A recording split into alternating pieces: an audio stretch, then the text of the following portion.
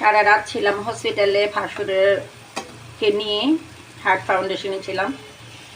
এসে ঘুমাচ্ছিলাম, তো রান্না করার মতো কেউই ছিল না। আমার মেয়ে তো রান্না করতে পারে না, ওর জন্য একটু রান্না করছি। আবার ওসমানী মেডিকেলে ভর্তি করানো হয়েছে হার্ট ফাউন্ডেশন থেকে, তো মনটাই খারাপ লাগছে। তারপরও মেয়ের জন্য একটু ইলিশ মাছ রান্না করছি। এখন আমি মশলার পেস্ট দিয়ে দিচ্ছি। মানুষের ইলিশ মাছ এখন খাবে।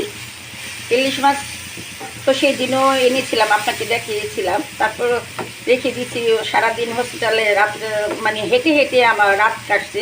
বাসায় এসে আলহামদুলিল্লাহ ঘুমাইছি, কিন্তু মেয়ের যন্ত্রণায় আমাকে ইলিশ মাছটা রান্না করতে হচ্ছে ওর জন্যই।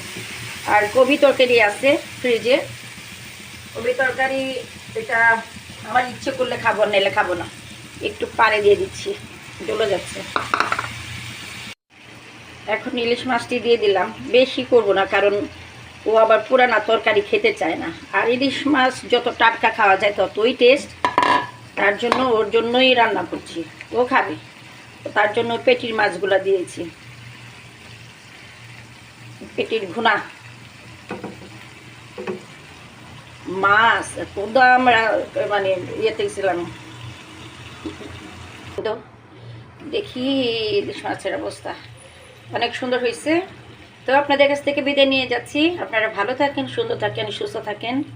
আসসালামু আলাইকুম রহমতুল্লাহি ওয়া বারাকাতুহু।